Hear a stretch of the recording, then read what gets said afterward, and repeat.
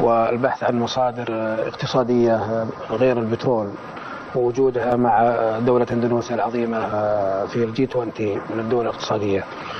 وجدت المملكة أنه الأفضل الاستثمار في الدول الإسلامية وتنمية الاقتصاد في الدول الإسلامية مجال اقتصادي جيد، وهناك استثمار ربما سمعتم عن استثمار وزارة شركة أرامكو مع برتامينا، وهناك مجالات كثيرة ربما تسمعون إن شاء الله خلال الزيارة من توقيع اتفاقيات في جميع المجالات الاستثمارية والتعليمية والدينية إن شاء الله. مجالات كثيرة في التعليم وفي الشؤون الدينية وفي شؤون الاقتصاد والاستثمار، الشؤون الثقافية، شؤون الحج، أيضا ربما إن شاء الله في الشؤون الأمنية، وسبق التوقيع على اتفاقية عسكرية ما زال العمل جاري فيها ولله الحمد. ربما يكون هناك تعاون في مكافحة الإرهاب، وهذا من ثمرات التعاون إن شاء الله، لأن السعودية وأندونيسيا يعانون من استهداف الإرهاب لهذا البلدين الآمنين، فوجدنا أن التعاون بيننا سيعطي حصار لهذا العبث الأمني، بالإضافة إلى أن هناك مشاريع في الإسكان ومشاريع سياحية ومشاريع في البنية التحتية للطاقة. Kedatangan Raja Arab Saudi Salman bin Abdul Aziz Al Saud menarik perhatian karena banyaknya rombongan dan sejumlah persiapan lawatan yang berbeda dari kedatangan pimpinan negara-negara lain pada umumnya. Dengan jumlah rombongan mencapai 1.500 orang, barang bawaan Raja Salman dan rombongan bahkan mencapai 20 pesawat atau 20 penerbangan, termasuk mobil Mercy khusus untuk membawa Raja Saudi tersebut.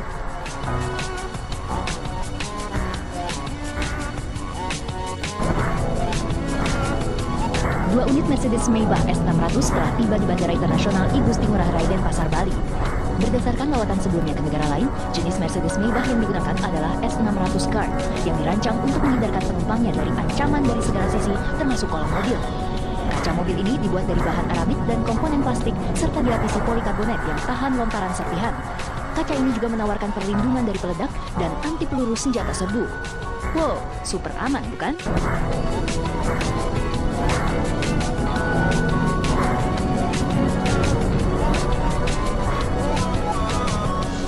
Jangankan fasilitas kendaraan, tangga pesawat pun khusus didatangkan dari Arab Saudi. Tangga tersebut berwarna putih dan berhiaskan kaligrafi emas di bagian atasnya. Tangga motorik tersebut memiliki fungsi yang sama dengan eskalator, sehingga sang raja tak perlu banyak-banyak melangkahkan kaki saat turun dari pesawat. Apalagi usia Raja Salman telah menginjak 81 tahun.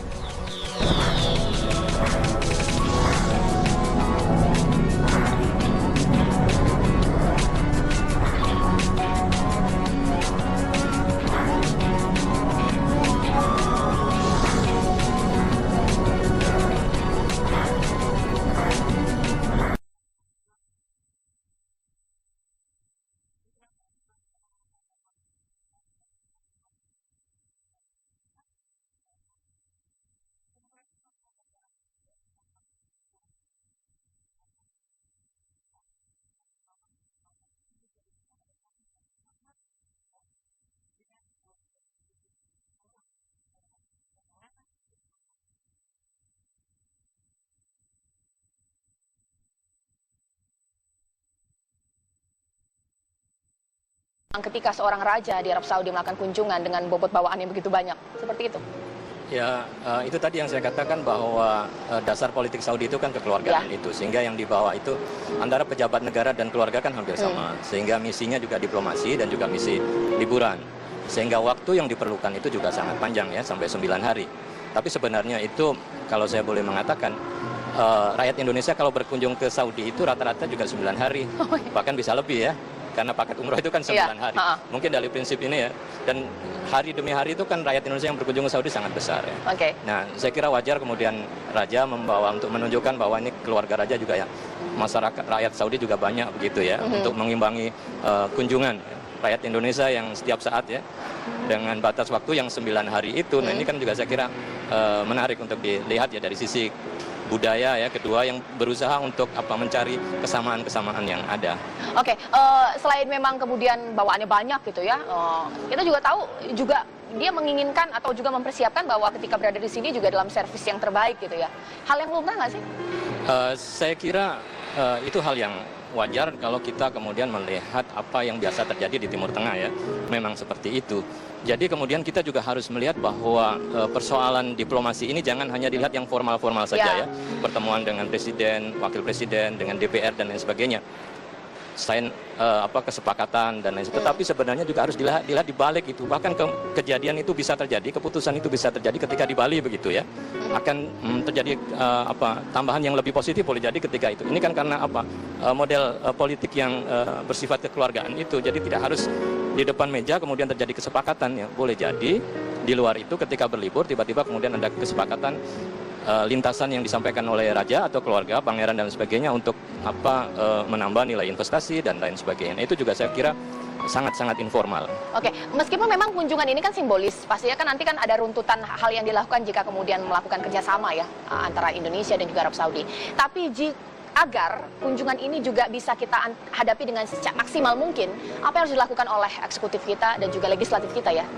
Ya, saya kira selama 9 hari itu akan selalu menjadi pembicaraan ya baik di Indonesia maupun di Saudi sendiri ya terhadap katakanlah pelayanan, sambutan dan lain sebagainya.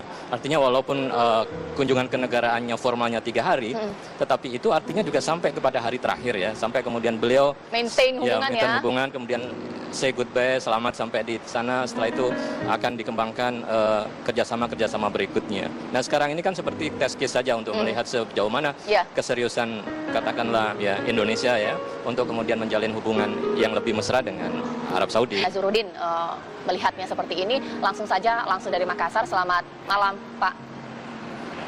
Selamat malam, Assalamualaikum warahmatullahi wabarakatuh. Ya, saya senang sekali ya berkesempatan pada malam ini. Kebetulan saya ada acara di Makassar dan begini Mbak, saya baru juga kembali dari Riyadh ya kan. Sempat ngomong-ngomong dengan beberapa kawan-kawan di kalangan akademisi dan pengusaha di Saudi Arabia ya. Saya juga bertanya kira-kira apa yang menjadi motif kunjungan raja sedemikian lama dan sedemikian jumlah besar yang akan berkunjung. Kalau informasi terakhir itu bisa lebih dari 1.000 orang ya. Bisa sampai 1.500 dengan kekuatan pesawat besar, lebar dan menengah itu sekitar lebih 10 pesawat ya kan. Nah kalau kita lihat hanya 3 negara muslim atau negara mayoritas muslim yang masuk dalam negara G20. G20 yaitu pertama Indonesia, Saudi Arabia dan Turki. Nah kita tahu seperti yang disampaikan tadi teman kita bahwa memang investasi Saudi Arabia itu di Eropa dan di Amerika itu cukup besar. Tapi sepertinya juga perkembangan terakhir ini, banyak dari kalangan swasta Saudi Arabia dan kalangan pengusaha Timur Tengah yang lain merasa nggak nyaman dengan kehadiran Presiden baru Amerika sekarang ini. Sehingga dengan demikian mereka mencari tempat mana kira-kira yang paling bagus untuk melakukan investasi. Nah kalau kita hitung negara-negara muslim yang paling aman di seluruh dunia sekarang ini, ya kawan-kawan saya di Amerika itu ada beberapa, Saudi Arabia di Riyadh itu, kami ada seminar baru-baru ini, mereka menyebutkan bahwa tempat yang paling aman sekarang ini adalah Indonesia. Bukan saja aman dari segi gangguan politik, keamanan dan sebagainya, tapi aman dari segi investasi, karena mereka juga membaca angka-angka perkembangan pertumbuhan ekonomi Indonesia kan.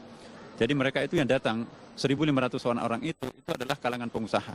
Saya kenal beberapa orang di antaranya, dan itu anak-anak muda, tapi itu Masya Allah itu memiliki uang yang sedemikian banyak. Dan mereka itu sangat tertarik untuk berinvestasi di Indonesia. Nah jadi kunjungan Raja Saudi nanti besok ini, itu ada beberapa kesempatan yang betul-betul perlu kita manfaatkan, terutama dari para pengusaha. Pertama, karena kita tahu bahwa Raja Salman ini adalah hemat saya pribadi ya. Saya sedikit tahu tentang raja-raja yang pernah berkuasa di Saudi Arabia. Raja Salman ini termasuk salah seorang raja yang sangat moderat. Pandangan-pandangan politiknya pun juga sangat moderat. Makanya itu terjadi modernisasi di lingkungan universitas-universitas yang ada di Saudi Arabia. Kita tahu banyak pergantian rektor, kemudian juga banyak pergantian dekan-dekan, ketua-ketua jurusan bahkan. Dan mereka kekuatan raja sekarang ini memilih kira-kira siapa yang bisa membawa Saudi Arabia ke dalam suasana masyarakat modern. Jadi sering kita baca sekarang ini, wah ini kok Saudi Arabia ini mungkin krisis ekonomi, enggak. Terjadi semacam rasionalisasi manajemen pemerintahan Saudi sekarang ini. Jadi menerapkan apa yang disebut dengan penerapan pembangunan efisien dan efektif itu sekarang sedang terjadi di Saudi Arabia. Jadi potensi-potensi mereka itu dimanfaatkan untuk memperkembangkan ekonomi mereka. Nah terakhir untuk kita di Istiqlal juga selaku imam besar, ketika kami menerima tim advance mereka, ya salah seorang petinggi dari Saudi Arabia pada waktu itu, saya sendiri yang terima. Alhamdulillah, mereka juga sangat agak kesulitan untuk menerjemahkan bagaimana caranya nanti ini Raja Saudi ini harus mendaki ke lantai 2 Masjid Istiqlal. Nggak ada lift kita pada waktu itu. Lift yang ada itu hanya lift untuk penyandang cacat, itu lambat sekali naik ke lantai 2-nya. Terus saya ditanya, apakah bisa Istiqlal membangun sebuah lift? Saya bilang, insya Allah bisa. Akhirnya pada malam itu, sore pagi hari itu saya langsung ketemu dengan salah seorang pejabat kita. Terusan saya ingin sebutkan namanya di sini. Saya berterima kasih kepada Ibu Rini, ya, Menteri BUMN. Ibu, kami akan kedatangan tamu, tapi liftnya Istiqlal ini belum ada. Nah, loh, ini kan waktunya sudah mepet ini Pak Nasar, apa bisa? Saya bilang, terserah Ibu, kira-kira mungkin yang paling tahu tentang bisa atau tidaknya itu adalah tim Ibu nanti. Akhirnya Ibu dalam waktu yang sangat singkat berkomunikasi dengan seseorang. Kita butuh waktu 28 hari pada waktu itu. Akhirnya Ibu Rini mengatakan, insya Allah bisa Pak Nasar. Dan siang itu juga langsung timnya datang, kami terima, dan kerjanya 24 jam. Subhanallah, dalam tempo tidak sampai 28 hari, baru 2 minggu dari hari ini, itu sudah bisa dipakai liftnya itu. Dan liftnya termasuk, ya bagus ya. Kami berterima kasih kepada Waskita Karya, ya. Kebetulan dirutnya itu adalah teman kita juga ya, jamaah kita. Alhamdulillah, pada kesempatan ini juga saya berterima kasih kepada Waskita Karya. Di samping itu juga ada persiapan lain tentunya ya. Kita perbaharui semua karpet-karpet yang ada. Kemudian dalam waktu dekat ini juga akan ada dekorasi-dekorasi khusus lah di Masjid Istiqlal. Ya, bukan karena beliaunya akan datang, rajanya akan datang. Memang sudah sampai saatnya, seperti para pemirsa tahu. Ini kan kepemimpinan baru di Masjid Istiqlal, saya juga baru. Dan teman-teman dari Badan Pelaksana pun juga baru. Kita mencoba untuk menciptakan Masjid Istiqlal yang ramah terhadap tamu-tamu asing, ramah terhadap orang kita sendiri, pokoknya ramah untuk semuanya. Insya Allah Istiqlal untuk semua, dan akan menjadi masjid kebanggaan kita, khususnya umat Islam di Indonesia. Baik Pak Nazarudin, nah dengan kunjungan ini, DPR sudah bersolek, Istiqlal juga sudah bersolek. Pertanyaan saya, apakah kunjungan atau lawatan ini juga bisa dinikmati oleh masyarakat kebanyakan pada saat kemudian kunjungan tersebut? Masyarakat awam boleh nggak sih kemudian melihat gitu, ikut menikmati kunjungan tersebut? Bagaimana Pak? Iya, kita tidak ada masalah. Kita nggak bisa melarang orang datang ke masjid siapapun, asal tujuannya untuk beribadah terutama ya kan. Dan kita pun juga di Istiqlal itu kan sudah ada sistem pengamanannya juga, jadi juga tentu sudah steril ya. Teman-teman juga dari Pas Pampres itu sudah sangat siap untuk. Dan yang jadi tantangan kami sekarang ini, terlalu banyak yang meminta kami, grup-grup pengajian, grup-grup jamaah dari masjid-masjid lain, ingin sekali menjadi jamaah Masjid Istiqlal, ingin hadir menyaksikan Raja Saudi di Istiqlal. Baru tadi ini pucuk pimpinan Muslimat Nahdlatul Ulama itu mau membawa masanya ke Istiqlal dalam rangka ikut serta menjemput Raja Saudi. Ya, jadi saya katakan kami akan berkoordinasi dari segi waktu dan dari segi pengamanan dan dari segi sistem nanti, bagaimana supaya nanti kehadiran Raja kita ini mungkin tidak terlalu terusik dengan sebuah sistem yang tidak dipersiapkan. Jadi kami ingin mencoba untuk melakukan koordinasi dengan semua pihak, terutama pihak kami internal Masjid Istiqlal. Bagaimana kehadiran jamaah-jamaah itu nanti, satu sisi mereka bisa menyaksikan tamu yang sudah lama memang ditunggu-tunggu oleh mereka, tapi pada sisi lain tamu kita yang datang ini juga tidak terusik dengan adanya pengaturan yang kurang pas ya. Jadi kami tentu akan berkoordinasi dengan semua pihak, terutama pihak keamanan di Istiqlal dan juga aparat Pas Pampres ya. Insya Allah segalanya kami akan lakukan. Tapi poin saya pribadi menganggap bahwa semakin banyak jamaah yang bisa hadir di Masjid Istiqlal dalam rangka ada tamu seperti itu saya kira menurut saya bagus ya. Yang penting keamanan, kerapian dan ketertiban itu mungkin juga perlu kita lakukan. Apalagi besok itu kan bukan hari Jumat ya kan. Jadi laki-laki dan perempuan bisa sama-sama hadir di masjid di ruang utama Masjid Istiqlal. Kalau hari Jumat ya itu lantai utamanya hanya untuk laki-laki, perempuannya di atas. Nah, insya Allah direncanakan Raja Saudi besok ini, ya kepastiannya belum persisnya seperti apa manualnya kami belum terima, tapi rencananya akan sholat tahiyat masjid, ya. Kemudian melihat dan mungkin juga unsur pimpinan Istiqlal dan juga terutama dalam hal ini Kementerian Agama selaku penanggung jawab Masjid Istiqlal itu, tentu kami juga akan menunggu petunjuk-petunjuk dari Pak Menteri Agama dalam hal ini. Berikan dampak positif secara politik atau juga ekonomi. Tadi kan sudah sempat dibilang, nggak punya teman mungkin di Arab, mungkin cari temannya di negara-negara Asia, khususnya Indonesia gitu ya. Kuota haji salah satu yang kita harapkan ini menjadi lebih clear deh ya, seperti itu. Ya, saya kira sebenarnya persoalan kuota haji itu kan dari sisi kepentingan nasional itu adalah sebenarnya nomor sekian. Karena yang utama kan adalah bagaimana kemudian membangun ya hubungan dengan Arab Saudi, kemudian menempatkan prioritas ekonomi ini pada nomor satu. kalau ini sudah terjadi kesejajaran sebagai mitra strategis, maka sebenarnya masalah kuota haji ya, kemudian masalah-masalah perlindungan TKI itu dengan sendirinya akan settle. Jadi seperti itu. Jadi saya kira dengan dua hal memang antara ekonomi dan politik. Kalau di Arab Saudi kan memang tipikal karakteristik budaya mereka antara ekonomi dan politik itu menjadi satu kesatuan. Pemegang kekuasaan ekonomi adalah keluarga raja, kekuasaan politik juga keluarga raja. Artinya bahwa mereka yang datang ini mengemban dua misi, ekonomi dan juga politik, karena mereka kan satu kesatuan dalam keluarga. Indonesia kan sepakat untuk mengambil gerakan non-blok, tidak memihak blok-blok manapun. Kita tapi tahu cukup dekat dengan Iran, tapi Iran dan Arab Saudi ini menjadi ekstensi yang berbeda. Gimana kita memposisikan diri ini? Jadi kita kemudian, tadi kita bicara masalah ekonomi ya, kemudian sekarang kita bicara tentang bagaimana kondisi politik regional ya. Kalau kita ketahui kondisi terakhir memang Iran sedang ekspansif ya, kekuatannya cukup kuat, kemudian dibantu oleh Rusia ya, yang sedang bangkit ya, masuk ke wilayah-wilayah di Timur Tengah. Sementara Saudi yang memiliki teman setia Amerika, sebenarnya kan Amerika pada pemerintahan Trump ini mulai menarik diri. Sehingga sebenarnya Saudi dalam kondisi sendiri ya, mencari teman. Ini kalau dari sisi politik. Oleh karena itu, teman yang memiliki hubungan yang kuat ya, dari sisi ideologi politiknya ya, Sunni, maka sebenarnya adalah Indonesia. Ya. Hingga Indonesia kemudian menjadi alternatif ya di balik kunjungan untuk mencari teman. Karena juga pendekatan Iran terhadap pemerintah Indonesia juga sangat intensif ya.